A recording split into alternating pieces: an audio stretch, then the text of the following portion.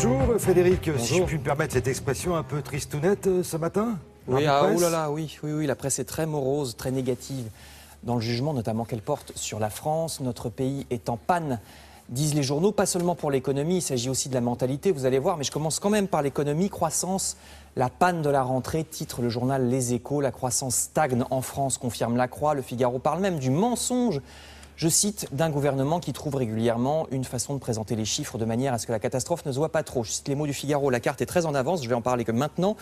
Ces journaux confirment que la reprise annoncée n'est toujours pas là pour l'instant. Ils publient donc cette carte cruelle, toujours dans le Figaro ici. La France est à la remorque de la zone euro. Nous avons eu 0% de croissance au deuxième trimestre, alors que tous les pays faisaient mieux. Vous voyez, plus 1% en Suède, plus 0,9% pour les Tchèques ou les Polonais, ce qui est bien pour un seul trimestre.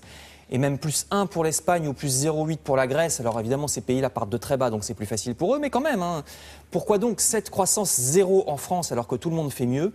Les Échos ont une explication, c'est que nous avons des impôts très élevés, ce qui plombe l'activité, et ces impôts ne sont pas aussi bien utilisés que dans d'autres pays très imposés comme l'Europe du Nord. Notre dépense publique n'aide pas la croissance, écrivent les Échos. Et puis il y a autre chose, nous sommes incapables en France de fixer un cap. Les gouvernements français successifs changent de politique tout le temps, dit le journal. Combien de changements de cap depuis 2010, demandent les Échos. Un coup, les impôts augmentent, un coup, ils baissent. Des dispositifs sont créés, puis supprimés, puis recréés quelque temps après. Impossible de donner confiance aux entreprises et aux Français, dit le journal, alors que les Anglais ou les Allemands, par exemple, je cite toujours, quand ils lancent un cap, s'y tiennent. Libération dit à peu près la même chose. Le journal critique lui aussi nos hommes politiques, il critique leur com, leurs principes de communication. Vous voyez, désormais, la vie privée de nos politiciens serait davantage mise en avant que leur programme. C'est un peu de notre faute, dit le journal, puisque nous lisons avidement la presse People, ou que nous achetons 750 000 exemplaires, 750 000, du livre de Valérie Trierweiler. Les élus du peuple sont devenus les élus du People, titre Libé.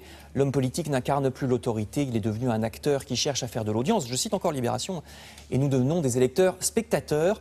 Le Figaro va plus loin, il élargit ce constat à toute la nation française qui serait en train, vous voyez le titre, de se déliter.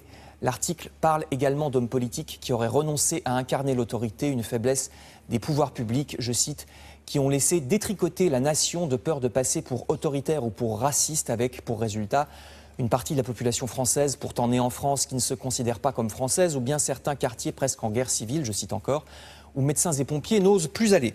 Alors je termine avec un espoir quand même. Oui, ça vous fait plaisir. Et une idée étonnante, c'est le grand titre de Libération, dossier sur le revenu universel. Alors qu'est-ce que c'est que le revenu universel ? C'est un peu comme le RMI, mais on ne demande rien en échange. La personne n'est pas obligée de chercher du travail. Vous avez ce revenu-là à vie, c'est une vieille idée qui n'a jamais été mise en pratique. Alors on est payé à rien faire, pas beaucoup, mais payé quand même.